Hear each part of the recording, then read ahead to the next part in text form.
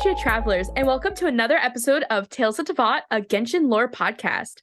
Last week, we took our first trip to Inazuma and learned about the Vision Hunt decree.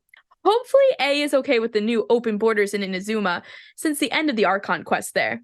This week, we're going to ruin Bees' day as we talk about Childe with an E, Tartaglia. No. Oh, God. Additionally, I want to remind travelers to visit talesoftevat.com to see visual representations of the lore mentioned during today's podcast. Your guides have put them together for you to make things a little easier to understand. Also, we have a very exciting announcement to make. To celebrate the holidays with all of our amazing listeners and supporters and travelers, we're going to be doing a Welkin Moon giveaway. We'll be giving away 2 Welkin Moons on our Instagram account and an additional 2 Welkin Moons on our Twitter account. Travelers can enter on both channels for a chance to win after engaging with the pinned posts. We'll be announcing our winners online during our holiday special on December 21st. Travelers can learn more about the rules and regulations for entering and exactly what type of engagement you have to do by visiting us on our Instagram, Tales of Teyvat Pod, or by visiting us on Twitter, Tales of Teyvat. But now let's jump into things. So today we're talking about Tartaglia, Childe, Ajax, the man with 3 names, one of my favorite characters. But I think before we jump into any of the lore and stuff, we have to talk a little bit about Snezhnaya and the Fatui and the Harbingers. So for our travelers who do not know, Snezhnaya is the land of the Cryo Archon. It is an unlocked nation that so far we travelers don't have access to. We're assuming, based on the trailer that we saw for Teyvat for the whole game, that Snezhnaya will be the last of the 7 nations to be unlocked. Not necessarily the last location unlocked, of course. Besides Snezhnaya being the Cryo nation, all we really know about it is that it might possibly be lightly based on Russia.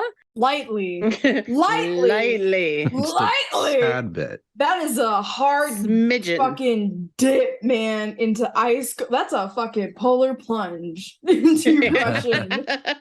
And in Snezhnaya, the Tsaritsa, who is the Cryo Archon, has a group called the Fatui that she rules over. The Fatui, in my opinion, kind of are like the Knights of Favonius or the Liyue Chising as well. In the Fatui, there are certain members called the Harbingers. I believe there are 11 Harbingers. Yes, I believe it's 11. I think you're right. I'm not the expert on that, but I believe you're correct. And these Harbingers are considered the higher ups in the Fatui and in Snezhnaya. They are very scary people typically. So far, by the end of the Sumeru Archon line, we have met 4 Harbingers, being La Signora, Childe, Scaramouche, and Dodore. Of course, though, over the summer of 2022, Genshin did release a video of Signora's funeral, where we did get to have a look at all of the Harbingers together, minus Scaramouche, because he was out doing God knows what, becoming a fake god. So ominous and so cool. Definitely one of the best cutscenes or videos from the game. And so unexpected. Unexpected and titled so perfectly, A Winner's Night Lazzo, which brings into many things we'll talk about later on. So it's important to know that Childe is one of the Fatui Harbingers. He is the newest Fatui Harbinger and therefore the youngest Fatui Harbinger, making him number 11. He's the baby. A man baby. Oh, no, it is. That's exactly why they named him that. Is because he was the youngest child. Something really interesting too than just note about the Harbingers and the Fatui in general. Within the Harbingers, they are technically ranked by their strength. So Childe being number 11 means that technically he's the weakest of the Harbingers, at least in the eyes of the other Harbingers. I mean, we do beat the fuck out of him every Monday. So. Every Monday. I think the shortest time we've done it in is maybe 20 seconds? Oh my god, I feel like I've never done it that fast, but I would like to watch we've done it that fast. It was the first 2 phases gone like that.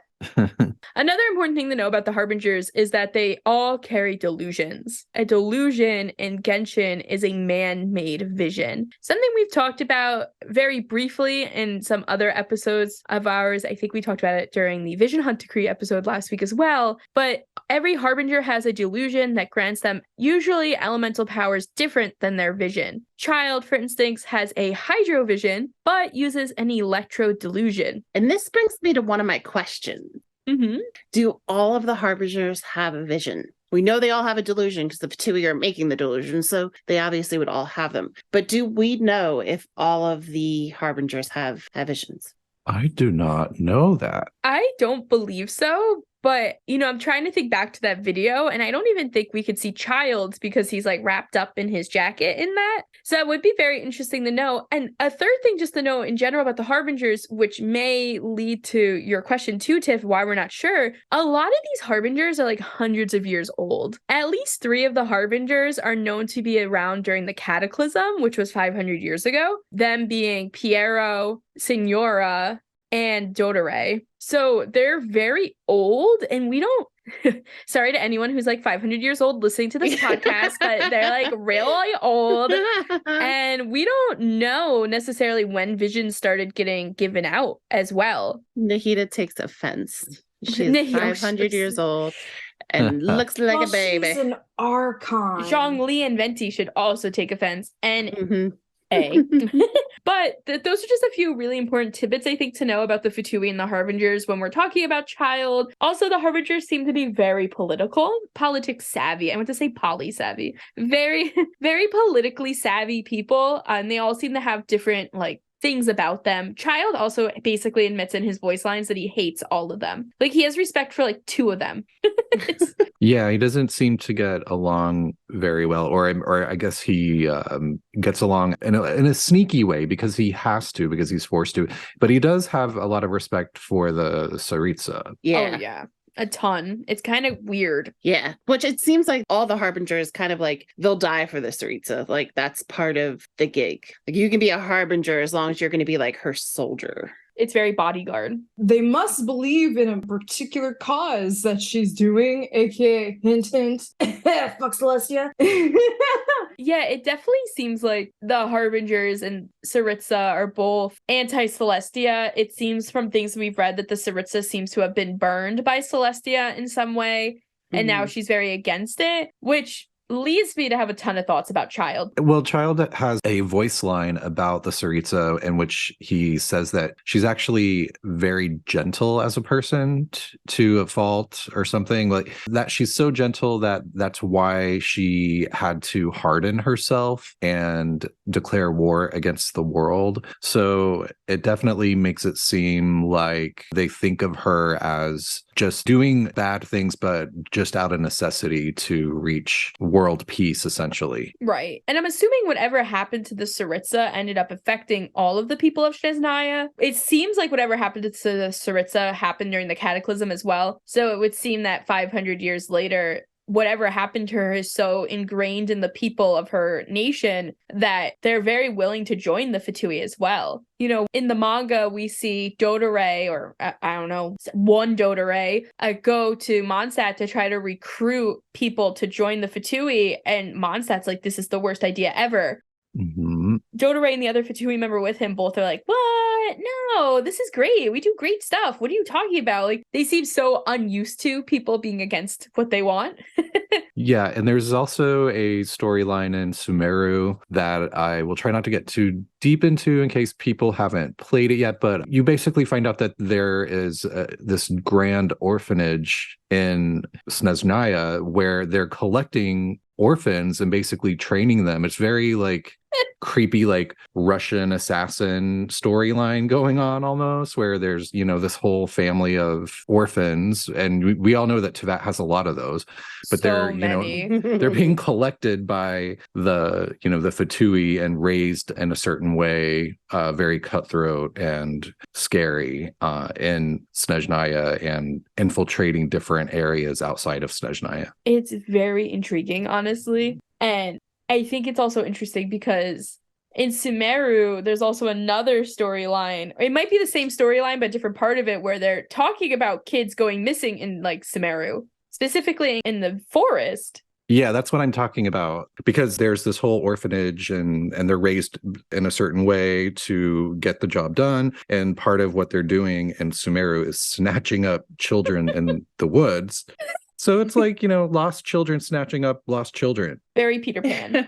It's real fucked up. All those kids don't have parents anyway, so at least somebody's getting them. Somebody's dead. Why have they never tried to get Timmy? I know. Like, can we Because just Timmy offer is him the up? unknown god. Actually, that's a terrible idea because imagine how evil Timmy would be if he was raised by the Fatui. His imaginary friend, the Ruin Guard. No, but they're not taking Timmy because Mondstadt during the manga literally was like, get out of here. You're not taking any of our kids. Mm-hmm.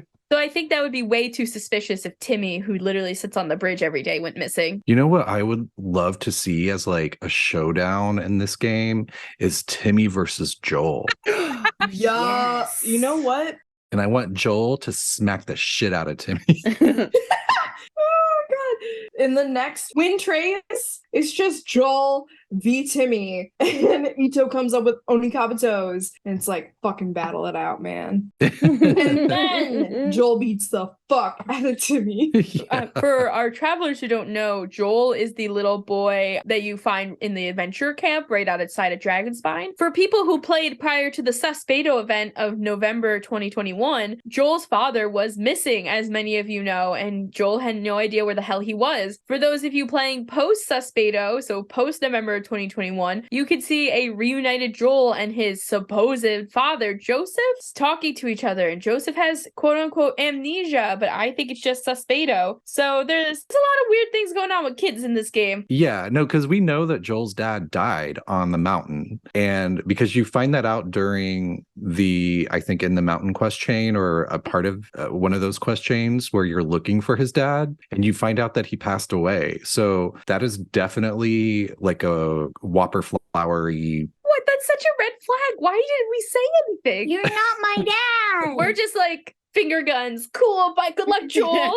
We're like, well, at least he thinks his dad's alive. Yeah. It's so fucked, man. A sus dad is better than no dad. Yeah, I guess. Let's push past Dragonspine, continue our journey. We have now landed in Liyue. And when we first get to Liyue, again, spoiler warning, you guys know the drill by now. When we first get to Liyue, we find out that Rex Lapis has died. The mighty dragon has fallen. And for some reason, we have become suspect number one. And as we are running away from the scene of the crime, a certain tartagalicious man comes and rescues us. And if he plays Lumine, he goes, "Hey, girly." I don't know what he calls Ether. Hey, girly. It's the same. I hope. Is it the same? Yeah. No, I have no idea. I wish it was. I don't remember. I blocked it all out. He really came up like he was the main character. Yes, 100%. Because he is his main character. He truly believes he's the main character in the entire world. He's as delusional as Fischl. Well, that actually isn't far from the truth of his character from childhood, because we know that his father used to tell him stories of adventurers while they were ice fishing together. And his name from childhood, Ajax, is actually his father naming him after one of those adventurers that he would talk about and tell stories about. And so in his personality, like in his childhood, he actually has always really envied adventurers who are the star of the story. So it kind of makes a lot of sense with his personality. Absolutely, yeah. And we'll jump a little bit more into his childhood in a minute too, but Brandon is like already brought up some great points too, that like he grew up knowing adventurers and knowing how amazing they were, and he grew up like very hyper and stuff. So he kind of just grew up, unfortunately, like Brandon said, just to be like a man child. Like he is like just like the 22-year-old version of his 14-year-old self, which is great. I mean, I guess we all wish we could be that way, but we end up following Childe. He helps us escape, and we learn a little bit about him. He's got a ton of money. He's basically Zhongli's sugar daddy. We find out that him and Zhongli are kind of good friends, and I don't really remember the rest. And to be honest, I was infatuated with Childe, probably too distracted. I was like, Lumine and Childe are a perfect match. As I hear Brandon's like echoes from like years ago being, oh my god, years ago, that's weird to say now, like last year being like, Fiendo, don't fall in love with him. Don't look away. Pay attention to his actions and not his butt. I know, meanwhile, like, they're like, pay attention to his actions. And I'm like, pay attention to his assets. We have tried the poll. Oh, And we've seen his asset. if you're interested in learning more, please just go to Reddit. DM me on Twitter. I will explain. And there are several different locations that give you a better view. Send us an email, Oh, talesoftevatpod@gmail.com. We'll let you know more.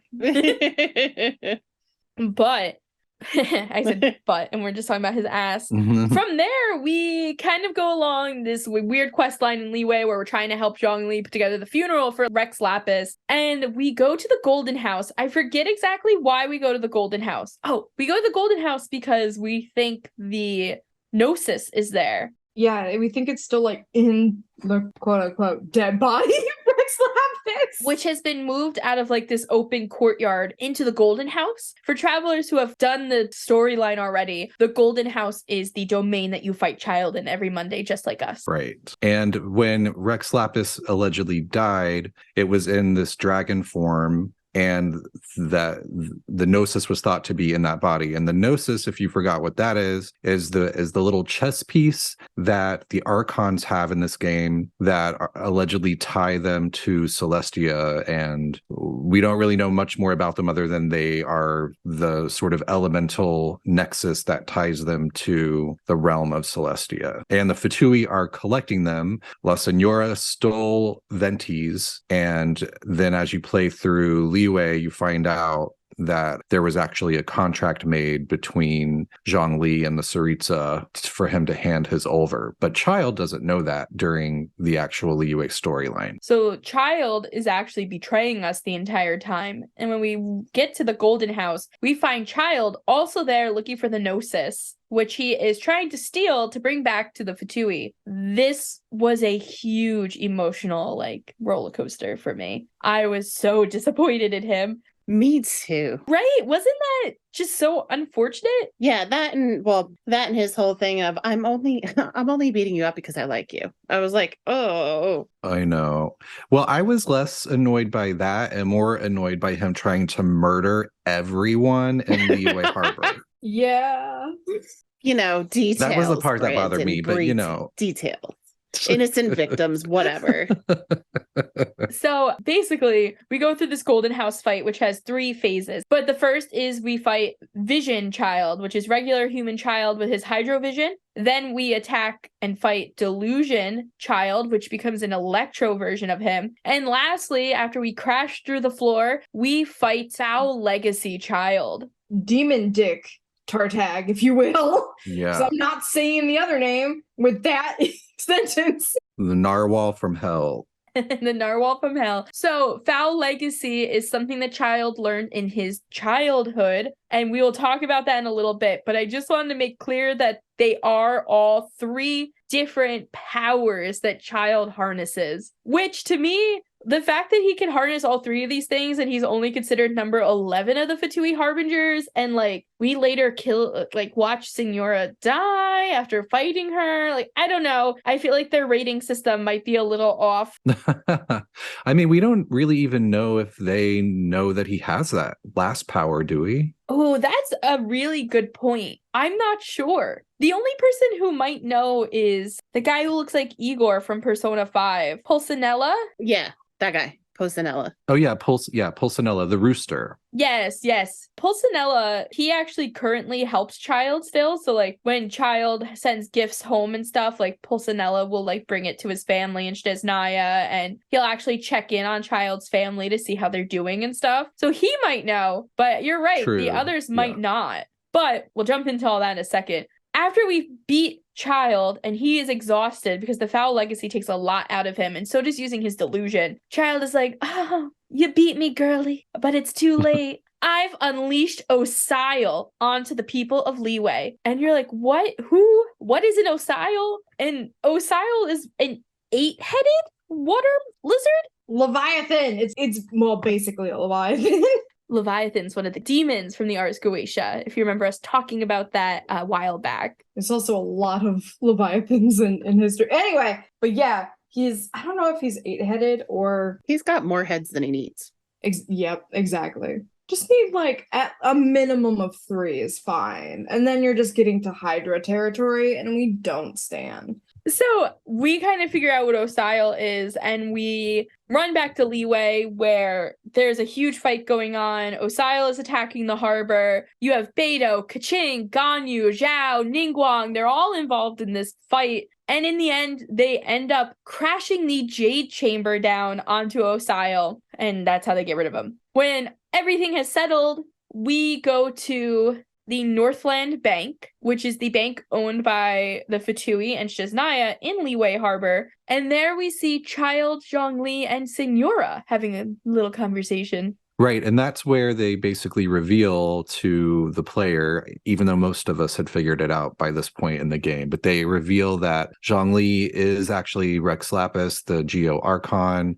and then we find out that this contract, since he's also the god of contracts, he actually had the ultimate contract with the Tsaritsa, in which this whole thing with putting Liyue Harbor in danger was a part of their contract, because he was essentially testing Liyue and its people to see if they could survive and get along without him. So he could essentially step down, and La Senora is there to collect on their deal, since, you know, with the defeat of Osile, everything, and not just the defeat of Osile, but also with the agreements that were met between the Qixing and the Adepti, who are sort of in a power struggle over the future of Liyue. So them sort of coming together to battle Osile and working everything out, and how, in terms of how it's going to move forward from there, essentially completed the contract. And so Zhongli voluntarily gives his gnosis to Signora to take back to the Tsaritsa,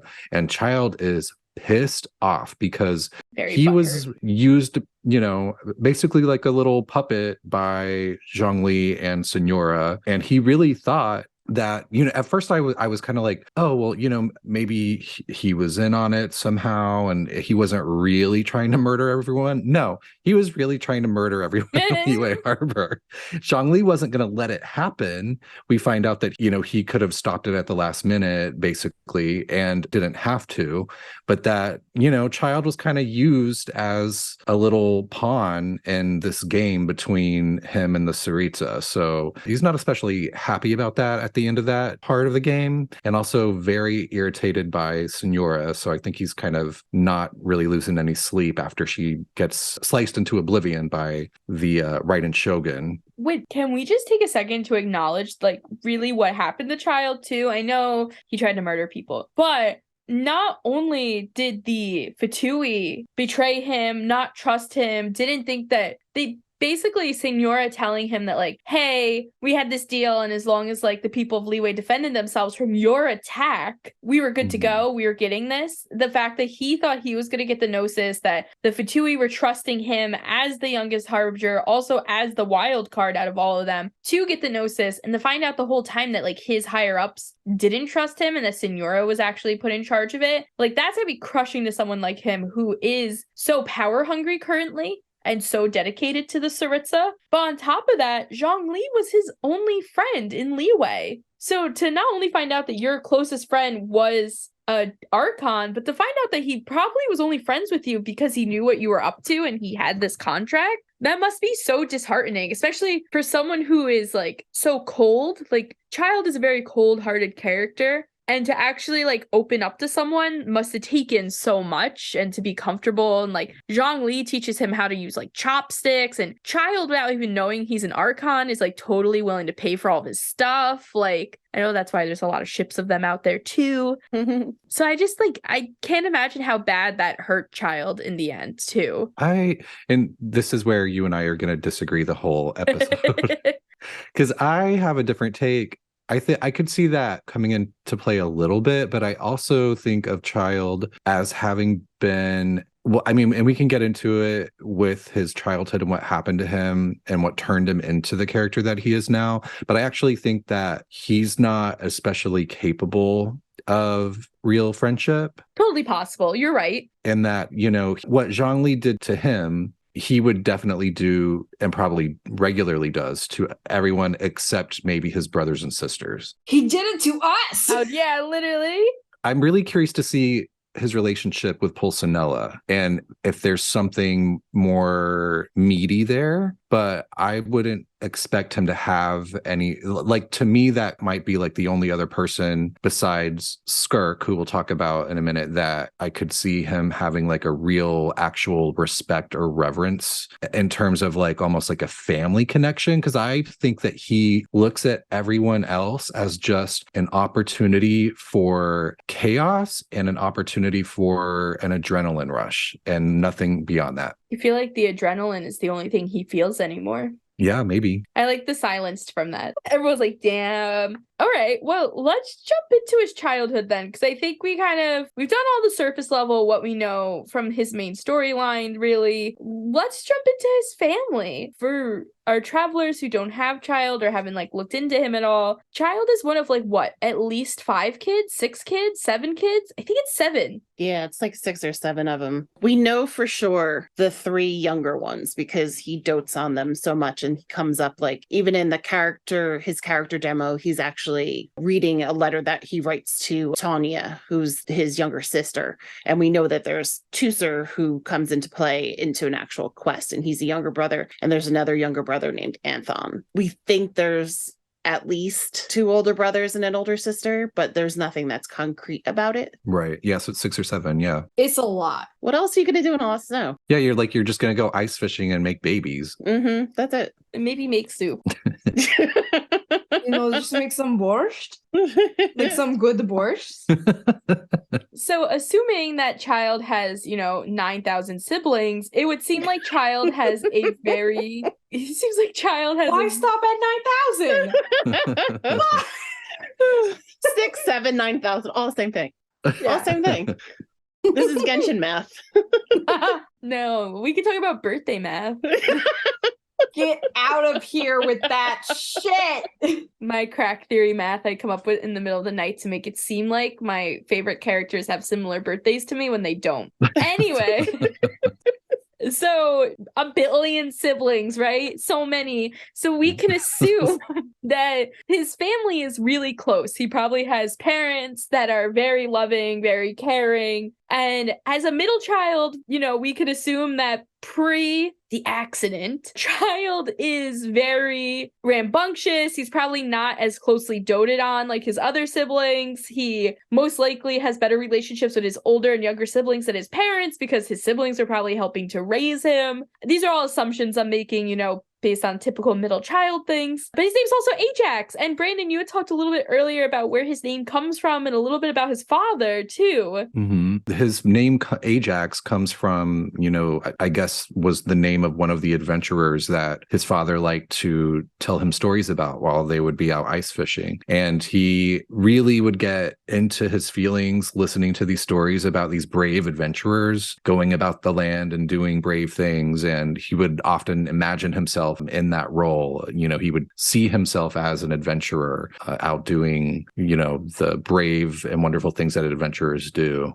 And then I was a little confused when looking into this because one of his story descriptions, it actually makes it sound like when he's 14 that he runs away, but I couldn't tell for sure if he ran away or just sort of tried to leave temporarily, or if he was actually like, peace out, I'm gone, you all suck, I'm out of here. And I was a little confused because it sounded like his parents were nice, but I don't know. So, and unless someone else has, something to say, please stop me because I know I will ramble. But my understanding is that we do not know why, but Childe is running away. Okay. Very like Jean Valjean. He's got like one thing of bread. He's leaving. He is out the door. He is going God knows where. That's kind of the mystery that lies with Childe, is that when he runs away at 14, we don't know the reason why. We don't know what was causing this. Was it just him being a kid? Was it just like a middle child thing? Maybe his siblings were bullying him, or did something bigger happen? Especially knowing that the Fatui are stealing children left and right and God knows what else. Like, I like to believe that Childe was running away because he didn't want to be in the Fatui, because his father was a great adventurer and maybe his father wasn't a great adventurer, but he was an adventurer. So maybe he was trying to run away to follow in his father's footsteps, perhaps.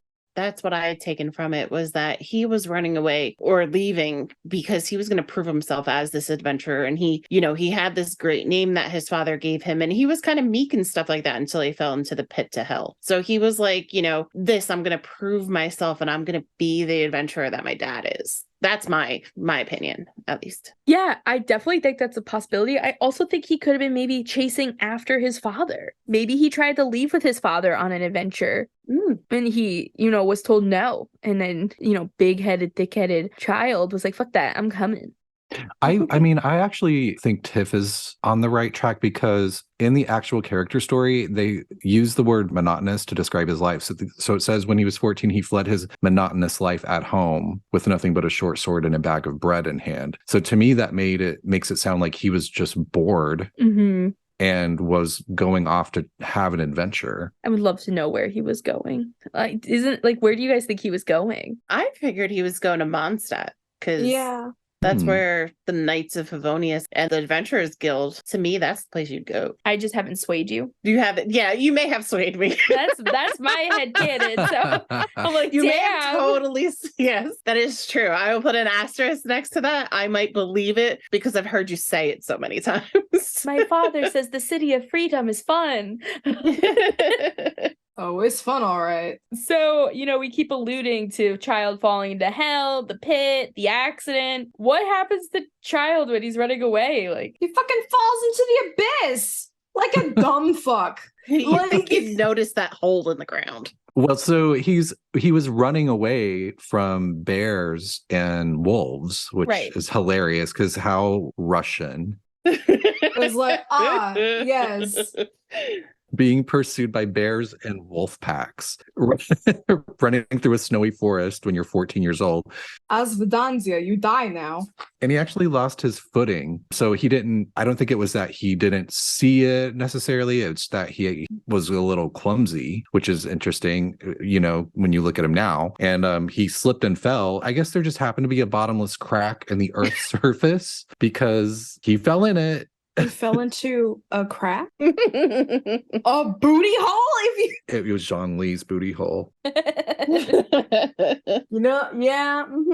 believe it. But what's really crazy about this is that his character story also mentions that perhaps one should say that this dark realm had sensed the burning ambition in this boy's heart. So to me, it's very sus, and it almost sounds like that crack opened up like a flower on purpose, like to try to get him, which is really something that I've never seen before researching this, where it makes it seem like the abyss, I guess we have sort of touched on it a little bit in the abyss episode, where they do sometimes use language to describe it as almost like addictive. But what I hadn't really seen before is that the abyss itself is paying attention to people's ambition and is like trying to get people to that. That's a whole game changer to me. I mean, if your enemy is those with visions who get visions via passion. Yeah, it makes total sense. Yeah, target those who also have passion and then lead them down that path. And you have maybe even stronger fuckers like the Harbingers coming at you and doing your bidding. And he falls down into the abyss, and there he meets this mysterious swordswoman named Skirk. Who is Skirk? We've touched on this before. We don't know who she is, but she's someone that is solitary, so she doesn't belong to like a group of people. And we know that she lives basically in the abyss, and she teaches him how to travel unhindered through the reaches of the abyss. And he also witnesses the quote unquote endless possibilities of another ancient world. At 14. At the age of 14. Like, what? And Skirk teaches him his whole fighting style. Allegedly, she's the one that teaches him the Foul Legacy transformation that he does as the third phase of his domain fight, which makes no sense to me whatsoever in terms of what happens to him when he does the Foul Legacy transformation. It knocks him on his ass afterwards. He is exhausted. But yeah, I just find this whole story is like insane. He falls into the abyss. There's this strange swordswoman there who is super powerful, teaches him these abyss techniques, shows him how to go through the abyss unhindered, whatever that means. I mean, is he like going through portals? Is he being poisoned by the abyss? It says that she nurtured the ability to stir up endless havoc from within Ajax's trouble-mongering nature.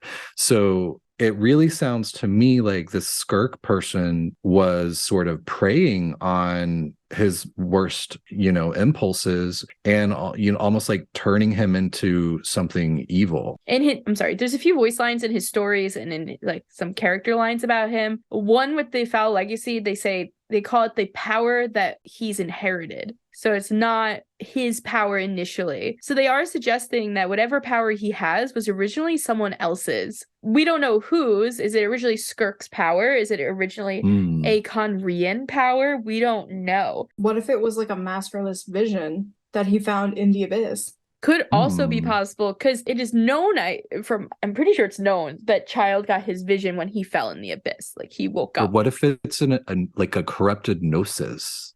That could also be a possibility. I also felt like there was a possibility that he could have inherited a god's powers. We know that there are a lot of dead gods, and we know that delusions are made by like the ashes and bones of dead archons and dead gods and all those fun things. And wouldn't it be interesting if he has the power of a god and that's why he's so exhausted after he uses it? We also know that he at some point came across a giant beast in the abyss that chilled him to the bone and fought it, and that he can't wait to go up against it again. So he was definitely fighting monsters while he was in there. I don't know. It just, the idea that he could have like a god's power is very interesting to me because that could be why he's so exhausted afterwards too. Mm-hmm. And using a delusion, I'm sure, with that on top of it would be very bad. But that's just a thing I have in my head. I'm guessing it's not Skirk's power because he mentions that he's hoping that the next time he goes up against her, that she won't be able to beat him with just one hand now,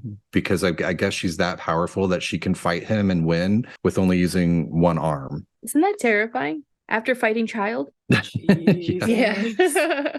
Also, another voice line that there is about the Vow Legacy, I believe it's Dainsleif says it in Childe's character trailer, that it's a power that he doesn't fully understand as well. There is a chance that Childe himself really doesn't 100% know where he's gotten this ability from, which is kind of scary as well. Like, what the hell is happening in the abyss? Right. But Childe goes through all this training, fights with Skirk, fights these monsters, and Childe is down there for 3 months when suddenly Childe is not in the abyss anymore. He is in the forest back where he fell. There is no note of how he got out of the abyss, mind you. And his mom and sister find him and say that he's been gone for 3 days. Yeah, that weird abyss time frame. We talked about that in an earlier episode too. It's still so crazy to think that time runs so differently in so many aspects in the world. And I think it offers up an idea that even with the traveler, we could be, we're saying 500 years, we're saying it's, we know our linear time, but we don't know what the time is for anybody who's been above ground, below ground, in another world. It could be totally running on its own timeline. Mm-hmm. Which is also horrifying.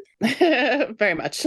It makes me wonder how long the Abyss twin in this game has been around, because we don't really know how much time they spend in the Abyss. We know that they hop through these Abyss portals to go to different places within Teyvat, but I mean, how long are they hanging out in the Abyss? Because if they go through the Abyss portal and let's say they go, from Mondstadt to the Chasm, and it takes a few days, well, a few days is a few months. So how long has the Abyss twin been sort of going through their Leader of the Abyss adventures? Right. That's also a really good point. Do they think they've been in there for thousands of years? Maybe, yeah. Probs. And Probably. actually, have they been? 3 months and 3 days, at a 14-year-old would make a little bit of a difference. But if it's a longer period of time, you're aging so much faster in the Abyss than exponentially. So I just had a thought, is that how some of them get to be so old but look so young? But it would be the opposite. They would look really old and be young. I mean, we don't know how that fucking works. You could just not age in the abyss at all. Yeah. You might not age in Teyvat. Oh, God.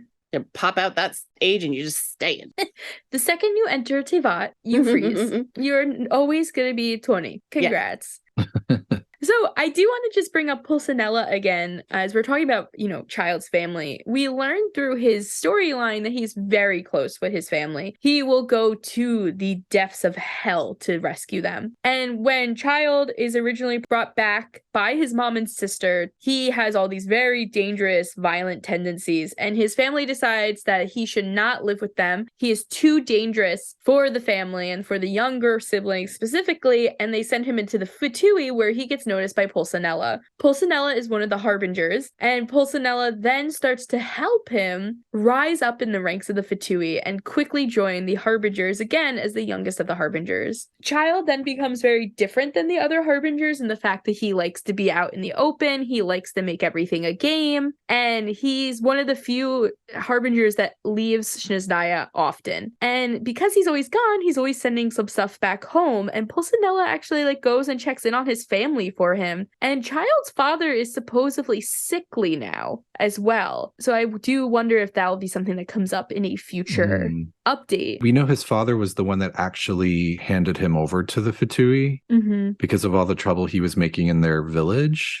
And he basically handed him over for conscription into the Fatui, which is an official process, I guess. It's sort of like you're going to go into the military, whether you like it or not, and get some sense whipped into you. And while he was there, he was beating the crap out of all these armed troops as a child. And that's sort of what drew Pulcinella's attention over to him. And one thing that I think is really curious is that Pulcinella was shocked by Ajax's great strength and curious about how he invariably became the eye of a vortex of discord. And that really reminds me of some other descriptions of his personality and everything after he's in the abyss, where he just loves chaos. Yeah. And really kind of gets off on just chaos being everywhere. We also know that he wants to take over the world and specifically wants to crush the thrones of the gods under his feet. So there is definitely, an enemy of Celestia thing happening as well. But I think that's really strange. And to me, I feel like when he was in the abyss, that whatever happened to him, whatever Skirk did to him, it didn't just teach him these things. And I don't think his personality is like that a little bit from just naturally, because I think he's just naturally a little bit of a troublemaker. Yeah. But I think that from what we know about the abyss, I think it really corrupted him on a personal level and made him an agent of chaos in a way that any person would not normally be. There's something inside of him now that is making him really craving chaos and danger and power. Absolutely. And I think that that's a really great point, because we do see some of his softer sides in the way that he acts with his family, even with the way he acts with the Traveler, Zhongli. And later on, we actually run into Childe in Inazuma a few times. The first time with Jinyan, and most recently with Yoimiya, where he's helping some kids track down, I forget what they're tracking down, but they're tracking down something. He's trying to track down something. And he's so kind-hearted with all of these characters, with the children, with Yoimiya, with Jinyan. And you see this softer side of him, and you're like, how is this the same killing machine? I mean, maybe he's just has a soft spot for children because he was a child when this traumatic thing happened to him. So he feels protective of kids, That's a really good point, actually. And, there's not too much to note in those Inazuma events. The one wasn't even really an event. He just kind of was there. During the other event, the main thing you find out is that he's looking for Scaramouche, who has run away post the Inazuma Archon War with the Electronosis and has not returned to the Harbingers with it, as Skara is also one of the Harbingers. So Childe has been sent on the goose chase, basically, to find him. Right. Which is probably really frustrating for him because this is after Senora has gone to Inazuma and been killed. And so now he's being sent. And I'm sure he's kind of like, well, this is my chance to prove myself after that shit show in Liyue where Senora and Zhongli embarrassed me. And then he can't find Scaramouche. Literally. And let me tell you, we know where Scara is. Sorry, child. Right. I don't know if you're finding him anytime soon. I mean, I barely found his domain. I didn't even know it was a real thing yet. So, but, I think that's most of what we know about Childe. So what are some thoughts and theories and Hold the fuck up. Hold the fuck up. yeah, go ahead, Al. We've yet to talk about the opera. Well, I think this is a thought and theory. Yeah, go Thank for you. it. Okay, this is okay. Look, I wasn't searching. Yes, all the thoughts and theories. Go for it. What is this opera? Have you seen a Commedia dell'arte? No, I definitely not. All right. So I got really into this after A Winter Night's Lazzo, the trailer of Senora's funeral. A lot of this comes from Marco Meatball on YouTube, who is I think he's a current opera singer. He's a pro opera singer turned gamer turned YouTuber turned voice actor. I think maybe in the wrong order. He's pretty fucking amazing, but he went into a full deep dive of how the entirety of the Fatui Harbingers are based off of characters in the Commedia dell'arte, and one of those being Tartaglia. Ooh. And to further that, we kind of have got to teach y'all a little broad stroke of what this opera is. The Commedia dell'arte is basically a joke. It's a comedy. It's an Italian comedy. So a lot of the times, it's a bunch of these characters who play specific roles, and they talk and joke about concepts or situations, and it's supposed to be very funny. Mm-hmm. A lazzo, Lazzo, is technically supposed to be a gag, but in the sense of this teaser trailer of Senora's funeral, it's considered a meeting. It's quite funny how they've mixed that in, oh my god, this is such a joke. Is it? Is Senora not actually dead? That's crazy Al coming out. But with the characters of this opera, of this comedy, you have everyone we kind of talked about. The known characters of the Commedia dell'arte are Piero when we look at Genshin, Pantalone, Dottore, Capitano, Colombino, Pulciana, Arciano, Scaramuccia, La Signora, and Tartaglia. Tartaglia is usually described as the stutterer, one of the older presenting characters, and always is wearing a large hat and an enormous cloak, but he's also very representative of having a mask, as most of the characters in this opera do. They wear masks. It's very common to show different expressions. So usually he's the stutterer, but he's also presented as a minister or a statesman, is very cocky, somewhat deviant, very is there for the fun of it, which kind of plays back into how Bees was talking about Childe being all about chaos. Mm-hmm. And it's somewhat not a linear representation of Tartaglia in the opera versus our Tartag, but the fact that all of these characters are named after characters of a comedy brings in the question, is everything a joke? What is happening?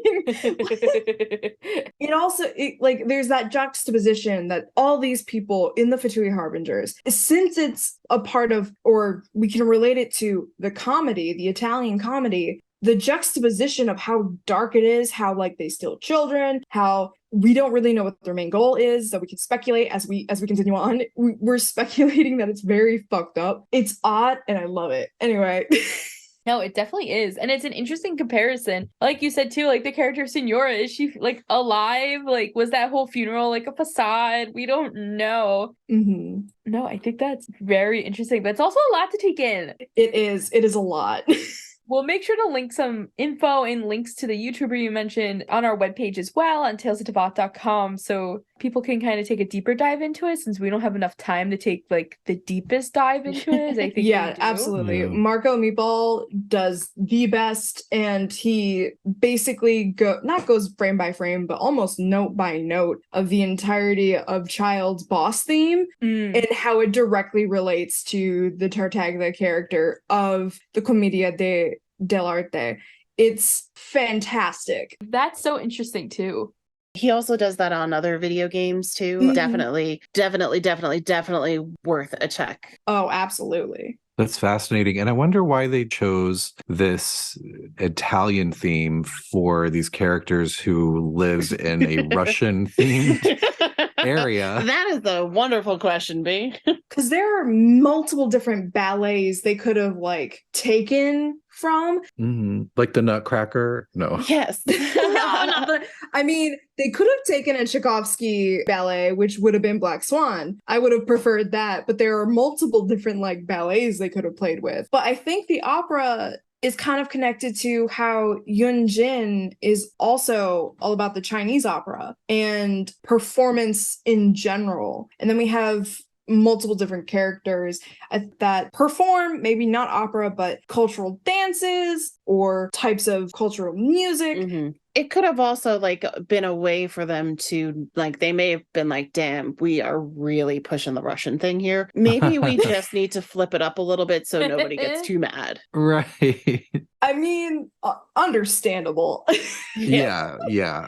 Well, but see, we also know one thing about the Fatui Harbingers, and one of the reasons that Childe doesn't especially like dealing with them is that they are more like clandestine in terms of like the way they approach battles and their shenanigans that they're always doing is they're very manipulative and conniving, Right. And sort of do things under the surface. So I love that they do have this theme of that's like very farcical, and like they're all wearing masks, and you know, some of them are like fancier, but it all is at the end of the day sort of a comedy. And Childe is very much like the wild card in that he is very direct about like, I want to battle you, and I want to battle you, and I'm gonna like come out to your face and do it, except for the whole Liyue storyline in which he did stab us in the back a little bit. That'd be sad. I think that's something that kind of Democracy. fits really well is this ha Italian comedy where people are wearing masks and wearing fancy clothes, and you know, you have these harbingers who are going through these manipulative channels using their contacts and being really sly about everything that they do. I think that's a really nice juxtaposition.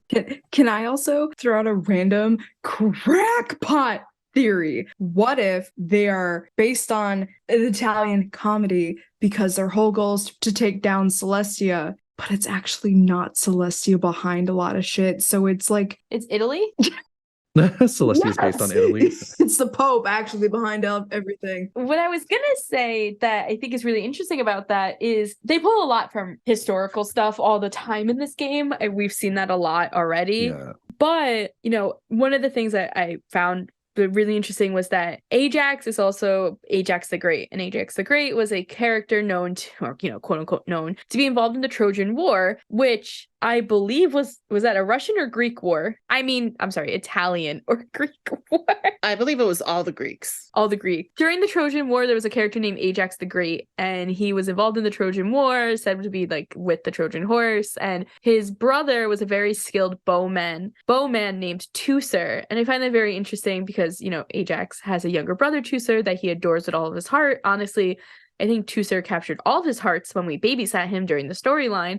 And additionally, Ajax's worst combat skills with the bow, and that's why Tartaglia is a bow user, because he is trying to become better at it. So he finds it more like invigorating when he like kills someone with a bow because he's using skills he's not necessarily good at, which is also very frightening because we have yet to see him fight with anything besides his like water daggers. But I think what's interesting is that they are pulling from Roman and Greek influences for the Harbingers. And Al, you've mentioned a lot but in the past that Celestia, which we get a very quick glimpse into on our loading screen, is very like Greco-Roman looking and Greek looking, right? Yes, specifically because Doric columns. And here's the thing. I know I bring that up a lot. I only have so many opportunities to get to say Doric columns. They're not necessarily Hellenic columns because they're not as decorated. I mean, we could say the gold embellishment is decoration. Either way, it's a lot of white marble. It's a lot of, these very specific and artfully cut designs that make it very Greco-Roman. So there is one more thing I'd like to say, and I know this is going to be like the most unpopular opinion, probably, but I headcanon very much that Childe is anti the Fatui. And I have a few reasons for that, and I know some of them are biased because he's like a main character in my fan fiction, but I truly believe that Childe was running away to become an adventurer. I think that wholeheartedly could be true. And that when he ran away to become an adventurer, he was hoping to leave behind this world of the Fatui. We don't necessarily know why. I would like to believe that he was seeing kids getting kidnapped and he didn't like that. And maybe he was trying to find a place for him and his siblings to start fresh, start anew. Like maybe he had a goal of like coming back for those younger kids. I don't know, of course. I have no facts behind this. I want to just put that out there. And I think that, when Ajax comes back and he's this trained fighter and he's told that he's a danger to his family, this love and adornment for his siblings kind of makes him feel like he has no choice but to go into the Fatui because he feels like he has to protect them still. And then to see all the crazy stuff that the Fatui are doing and specifically doing to kids, and knowing that he has a sickly father, his siblings could hypothetically become orphans at any time. If I wouldn't put it past the Fatui if their sickly father died to kill the mom. Like, I'm sure Childe wouldn't put it past them either, especially knowing that they all have the same blood as him. Like, are they all possible of killing? Possibly. I don't know. Tusser, definitely. I don't know about the others. But I like to believe that he's trying to take down the Fatui from the inside, that there's something going on there, that he's not a big fan of the Fatui. Or I also like to think that if he's not trying to take down the Fatui, he doesn't agree with the Fatui and is simply using them for information. Like almost as if he's using his like political power to get the things he needs to accomplish his own personal goals, which seem to be fighting Skirk and getting revenge on what happened to him as a kid. I like the idea that he's not a fan of the Fatui. I don't think he is. I think that he ultimately wants to be rid of all of them. So I do like that idea. I don't think that he's trying to take them down from the inside necessarily. I mean, I do think he wants to take them down eventually, but I don't think that's like why he's there. Right. Okay. I think that he is there just because of the Tsaritsa, and he just sort of sees them all as like sort of in the way. But I do think that his ultimate goal is conquering the world. And I think that somehow got instilled in him when he was lost in the abyss. But I don't know. I really like that idea that he is going to turn against some of them. I just don't know if it's going to be for the same reason that you're saying. But I do like your theory. I even went as far as kind of pulling in what Tartaglia means in Italian, which is the stutterer. It's a literal translation of it. And just kind of looked at it and said, well, could this actually be? He started as this meek kid. He went to the abyss. He became this crazy person, joined the Fatui.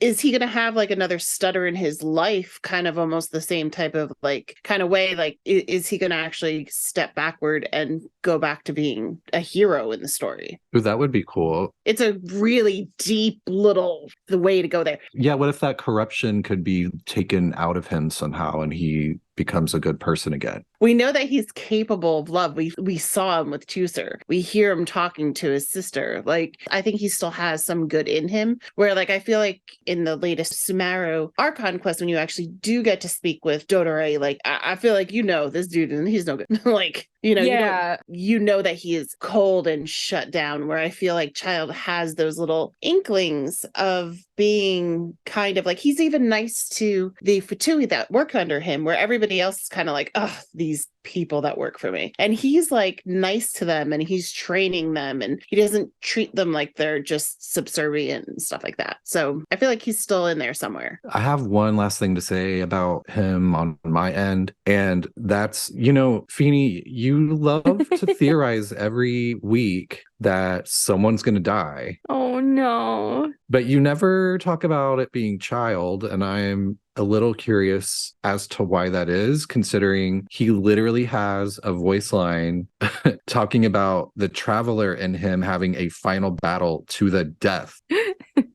So here's my thing. I do think that Childe could die, and I just don't like thinking about it. You know, Childe is one of my favorite characters, and all jokes aside with Childe, like obviously like he's a fucking asshat half the time. But I really have created this connection with Childe in the same way I have with like Albedo and Diluc and Kaya, because they're all such main players in my OC story. Mm-hmm. Quick snippet. I write an OC story. I've mentioned it a bunch of times. You guys are probably like, what the hell? She mentions it 9,000 times. It gives us nothing. But it's supposed to be that Childe was running away from Snezhnaya with his childhood best friend, Nat. And Nat didn't fall into the abyss. Childe did. She assumed Childe died, and she continued on to Mondstadt, where she has a new family, basically, and new friends, and she's out there living her life. And she'll one day run into Childe again and want to murder him for lying to her for so long. That's a whole thing. But I think because of writing the story and, personfying Childe in the way I want him to be for my story, that I've just become so attached to him. And the idea of him dying is very, painful. But I could see him having some, change of heart. And I could see, him sacrificing himself to save the Traveler, to save Zhongli, to save his family, possibly even to save Pulcinella. He is slowly making these new friends across Teyvat too, in Jinyan and in Yoimiya as well. Who knows what other friends he's making? I'm hoping he'll make a Sumeru appearance shortly, but we don't know. And so I definitely think Childe could die, and I think there's a high probability that it will be self-sacrifice almost. I feel like him and Scaramouche have the same level of depression, except Childe pushes it all in and is like, I'm just gonna murder instead, yay! And Scara has kind of reached a point where he can't do that anymore. I mean, he's hundreds of years old, so it makes sense. But Childe hasn't reached that breaking point yet, and I don't think he's lost enough besides losing himself to find that point. He's never lost a friend, he's never lost a family member yet that we know of. He's only lost his inner self, which is horrible, but he obviously never went to therapy and dealt with that. So, he doesn't really see that as a loss either. So I think there's definitely a chance that something will happen to Childe, and it makes me sad. Well, fingers crossed. Fingers crossed. That's something will. Yes. I'm just kidding. He's fingers crossed he's gonna die. And I'm like, fingers crossed he's not gonna die. Let's hope it's in the next update. Wow. Scar and him just get into a duel to the death, and Nihida's like, yeah, kill him.